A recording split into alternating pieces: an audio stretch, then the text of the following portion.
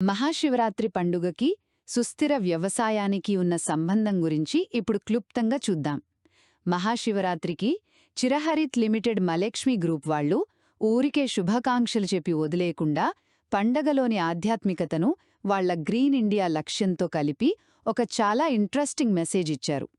So వాళ్ళు చెప్పిన మొదటి విషయమేంటంటే ప్రకృతితో కలిసి నడవడం, ముఖ్యంగా నీటిని జాగ్రత్తగా వాడటం. అంటే శివుడి జటాజూటం నుంచి గంగ ఎలా వస్తుందో దాన్ని స్ఫూర్తిగా తీసుకుని వాటర్ యూజ్ ఎఫిషియన్సీని పెంచాలంటున్నారు. సింపుల్గా చెప్పాలంటే నీటిని పొదుపుగా వాడటమన్నమాట.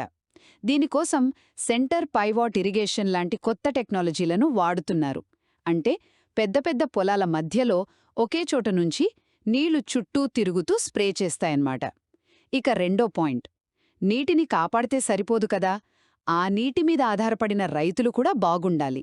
అందుకే రైతుల ఆదాయాన్ని రెట్టింపు చేయడం, ఇంకా వ్యవసాయంలో ఎలాంటి కష్టమొచ్చినా తట్టుకునేలా కొత్త కొత్త పద్ధతులు తీసుకురావడం తమ లక్ష్యమని చెప్పారు. ఫైనల్గా నాకు చాలా ఇంట్రెస్టింగ్ అనిపించిన విషయమేంటంటే శివుడి ఆశీస్సులను వాళ్ల కార్పొరేట్ వాల్యూస్లో కలిపేశారు. అంటే త్రిశూలంలా సవాళ్లను ఎదుర్కొనే బలం, మూడో కన్నులాంటి వివేకం, చేసే పనుల్లో శ్రేయస్సు, ఇలాంటివన్నీ తమ రైతులకు, పార్ట్నర్స్కి ఉండాలని కోరుకుంటున్నారు. సో ఒక్క మాటలో చెప్పాలంటే ఇది జస్ట్ ఒక పండగ గ్రీటింగ్ కాదు, పర్యావరణాన్ని, రైతు సంక్షేమాన్ని తమ బ్రాండ్లో భాగమని చెప్పడానికి వాళ్లు పండగను చాలా తెలివిగా వాడుకున్నారు.